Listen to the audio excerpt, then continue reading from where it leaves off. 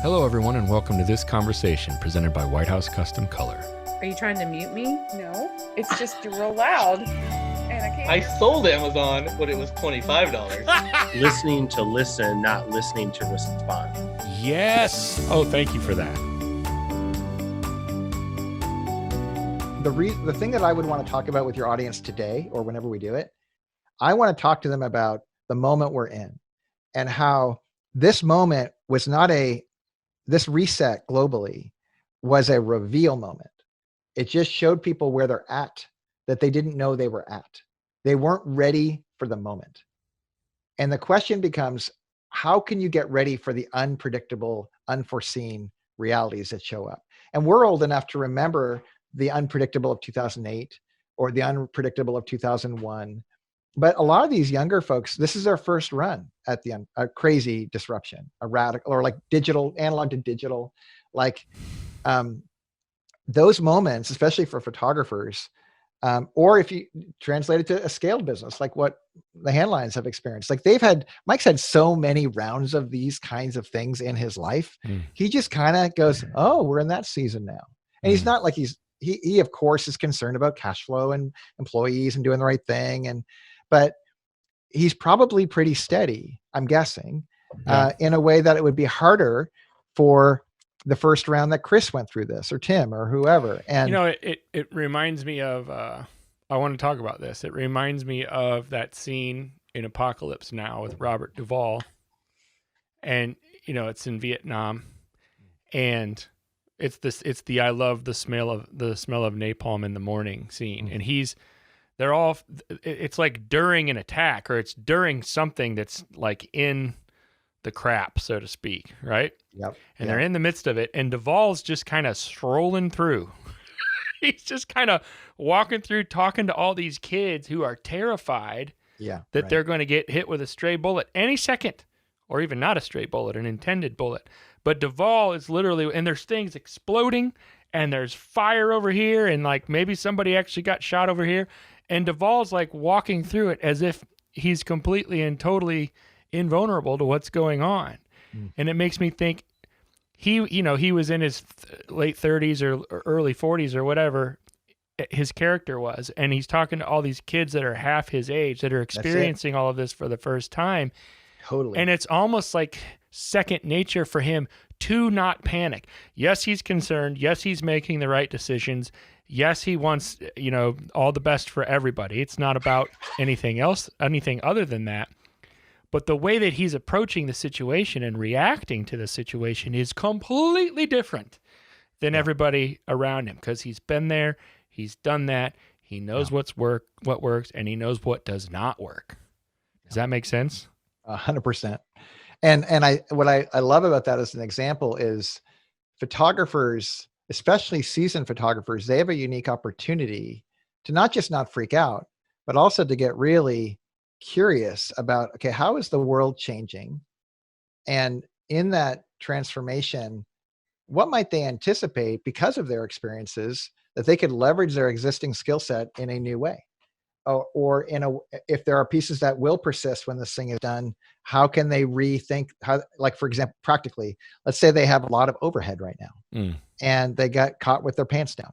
Well, a lot of us have had those seasons in our life. Right. And you go, okay, well, I'm going to mitigate. I'm going to get in front of this before the whole world figures out that their pants are down. Right. And I'm going to start putting some things in place. Right. There's still going to be a need for human services when this thing is over. My son, I just got back from the tire store. Had to get new tires for one of our cars, and my son saved me $300 because he delivers food for a living, and he's considered whatever the kind of workers that have to work right now. The essential workers. He's an essential worker. And I had to show his little badge, and I saved $300 just because I asked for it. Right. So that was a couple things. One, it was just kind of cool that my son was wise enough to figure out a business in the middle of the moment when everyone's getting fired. Right. And I was smart enough to go, I'm going to keep asking for discounts until they say no. Right. So, because that's what you do in this season. It's not a moment to be nice. This is this is a wartime moment. You are asking for everything because every dollar matters. So I don't like credit, but I just opened a Firestone credit card that allows me to not pay anything on my tires for the next 6 months. Not because I don't have money to pay for my tires. It's because I don't know what I'm going to need that money for in the next 6 months. Does that make sense? Yes, I had a conversation with our neighbor who rents the building next to us. She's a hairstylist yesterday. Yeah. And, her business has been shut down for weeks. And she just told me that the lady that owns her building said, you don't have to pay rent this month. Yeah. And she said, I could have just kissed her. I could have just cried. And I said, that's amazing. And she goes, and she might even offer it next month, but I'm going to turn it down. Mm. And I said, why would you do that? And she goes, well, this is hitting everybody really hard. And I said, yeah, but it hits some people a lot harder than others. Mm. I said, I can guarantee you that it's hitting us a lot harder than it's hitting her. I know her. Mm. And it is a very nice thing to say you don't have to pay your rent, right? Right. But for some people, it's not as big of a deal as it is for others. I said to her, if she offers you free rent again, you take it. You say thank you. Yeah, and you make her cookies. Yeah, right. You do whatever you got to do in that respect, right. But you don't let your pride get in the way of somebody else's generosity. Right. Right. Dude, I couldn't. I mean, I think that what you're describing, especially the pride bit, is so misunderstood or underappreciated, that because there's a self-awareness that's required to notice that that's actually happening. Because there's a narrative she's telling herself of like, no, I'm a nice person. I would never do this. I would never. It's like, oh, no. It's all just masquerade around some other thing going on that you're just not aware of. And you don't even need to be aware of it. Just trust me. Take the money. And you're going to figure the other part out later. I think say thank you. That's it. And I think this is where so much of the job of people right now, the reason we're doing a habit course is because it's called the habit course, How to Win at Working from Home. And How to Win at Working from Home was like the easy, I'm working from home, my life's complex, I have kids and I don't know where to work and whatever. Ironically, photographers, they know how to work from home. They've been doing this forever. Right. But what they may not know is like they have an unfair advantage, but now it's a little bit more compact and complex and whatever. Right. And they're stressed out because of the cultural moment we're in. The reason habits are so important is in a world where you feel like everything's out of control, you need to control something. And if you can pick some minimally viable habit that gives you a tether and helps you, and this is the kicker, helps you go from level 8 stress to level 7 stress or 6 or 5 or 4, you have more resource by which you can realize, oh, wait, I've been through this before. Yeah. I know how to do this. I actually can be the Robert Duvall as opposed to the 22-year-old kid again that I was last time I did this. Yes. And take advantage of the fact that I know how to I have a setup at home and I have lights to put up if I want to do an online thing or whatever. Yeah. So this is where I'm kind of giggling to myself that all of the caca that you and I have been friends through in my own life, where I've just gone like, my own deal, it was all just training, bro. It was just training to get ready for a moment where on a personal level,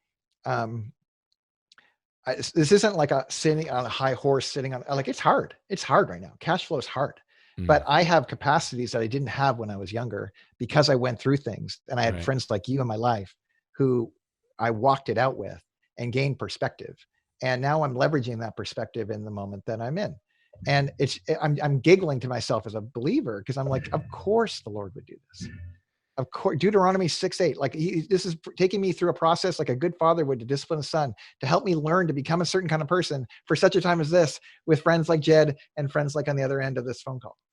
So do you think though that regarding the training piece then and everything else that you're saying, is training perpetual, or do you have a sense that you're towards the end of your training and now you're like getting into the game, to continue the analogy? Or is it like, well, I'm always in training, when you like all that stuff I went through, that was training, but is it like I'm still training?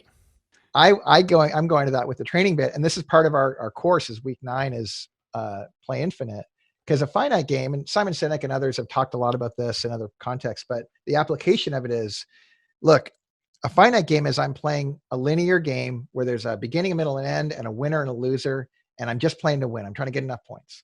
And that's a fine game. There's nothing wrong with that. I like those games. Yeah, they're fun games. But I'm not interested in those games anymore. I'm far more interested in the game where I don't play to win. I play so that I'm in a position where I can keep playing. I'm interested in persisting. And what I'm realizing is the game of life is an infinite game, not a finite game.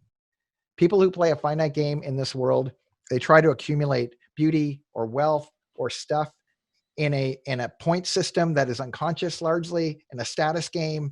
And at the end of it, guess what? They're fools. They die. And they have points that are left for other people to enjoy. And then they have to work out what's next. And I am believing certainly it comes from my faith tradition, but way beyond that we're in a radically important infinite game where I get to decide, am I actually becoming more true to who I'm made to be? Or if I'm not actually swimming against the current in the training mode, I am going opposite. The current is taking me in a direction that I'm not staying neutral. I'm going in reverse.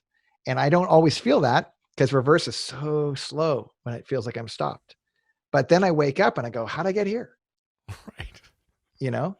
And I think you've digressed so much. Yeah.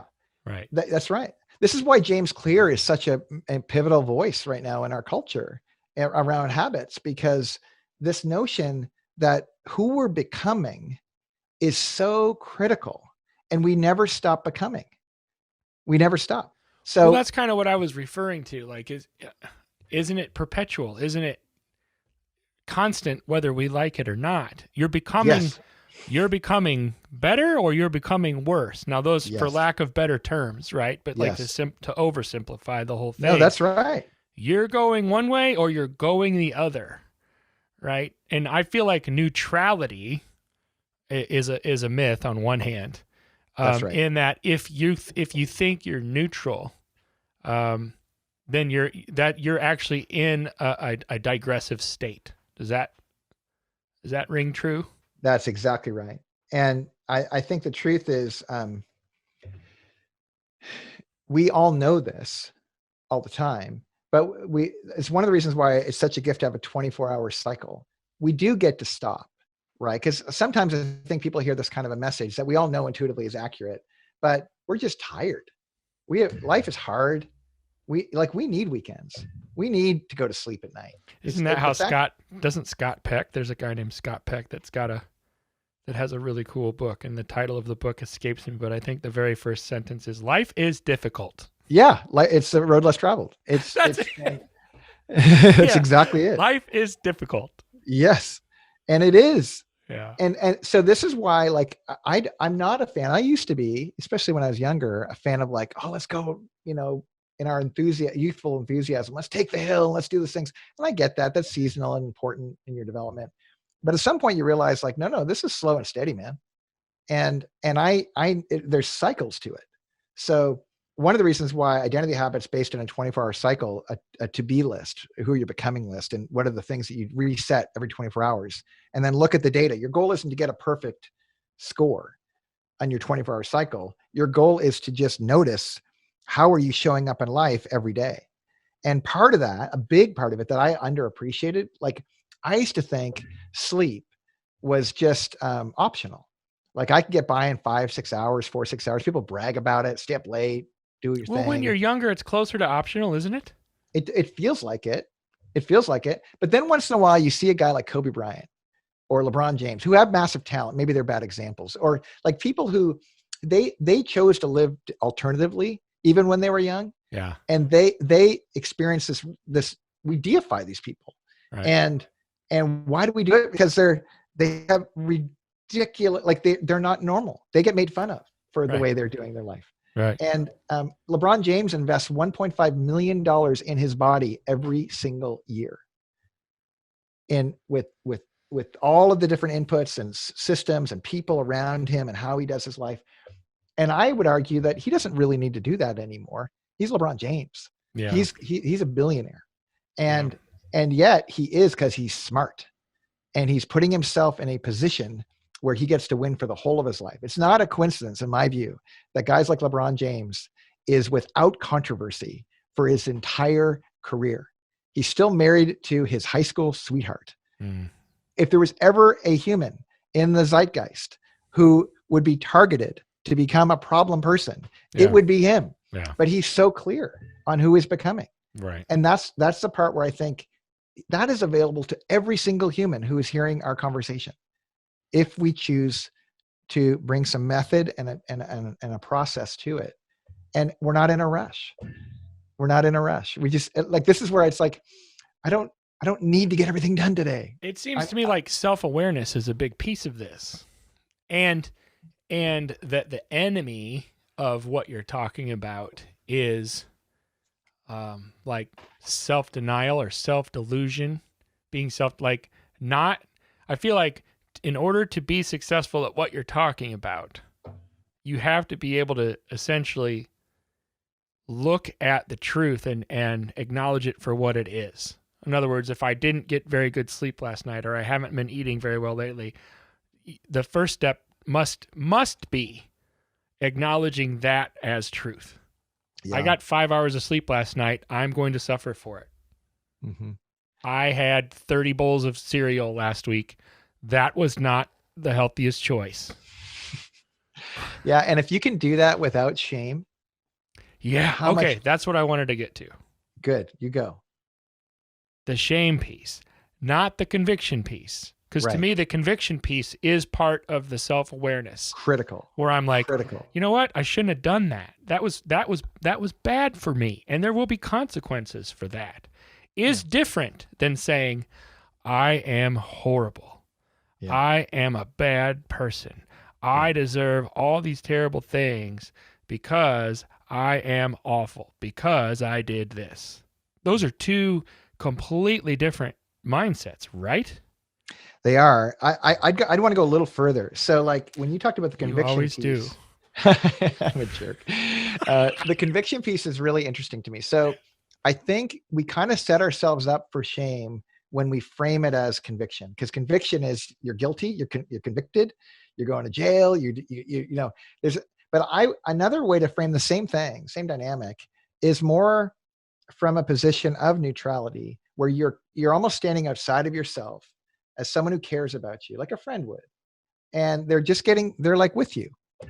They're like, I was with a friend who's really trying to kick the smoking habit. Mm-hmm. And yes, and some other bad habits. And yesterday was 420.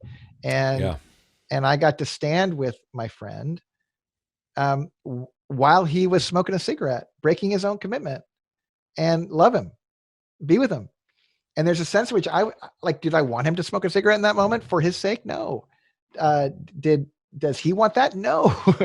But there's a sense of like being with him and getting curious. The possibility of removing shame became an option because of the neutrality with which we were observing the phenomenon. We were just looking at reality. And when we live in reality, the reality of our situation is everyone's locked down. The reality of our situation is cash is king. The reality of our situation is it's probably going to be really different in culture and society indefinitely. And it's really tempting to be in denial of those things, as opposed to going, okay, so what is this what I want? How do I want to relate with this thing? How do I want to navigate this next season of my life? So going back to the first point about not feeling bad, as much as we can predetermine that we will not experience shame, that will increase the likelihood of us being open to changing.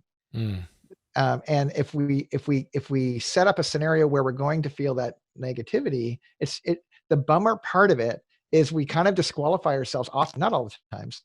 Sometimes people do Herculean efforts to get over it, right? But we do feel bad. Right. And I just it's a sunk cost. You actually can't do anything about the thing that's already been done. Right. Like the 30, but it's ironic, right? This is what bulimics do. They think they can fix their historical bad choice by purging the thing. Right. But how tragic, right? It's like they paid twice for the same thing. Right. And I would just rather say, well, let's just slow the train down. Let's feel the grief. Let's work through that. And then let's go again. Because we always get to go again as long as we have another day. Mm-hmm. This is the playing again thing, to keep playing. And that's why like playing slow. There's a book. It's an old book now. It's called Getting Rich Slowly. And I just love Kawasaki. Well, I don't know if it's Guy or somebody else, but it was. I love the title. Oh, he did Rich Dad Poor Dad. Yeah, he did Rich Dad Poor Dad. Yeah, okay. But the idea of getting rich slowly is just like, if you're not in a rush and you're committed to the end, you can get there quicker, which is awesome. But what's more important is that you get there. Right. So how do you stay on the train moving in the right direction? Yeah.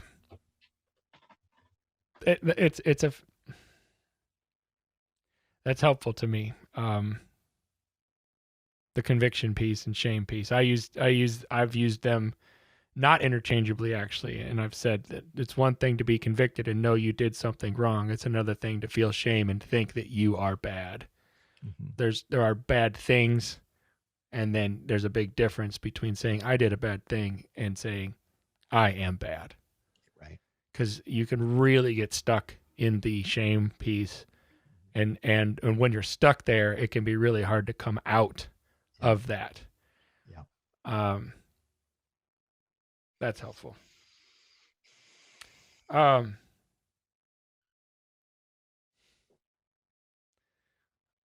What's your message for people overall right now?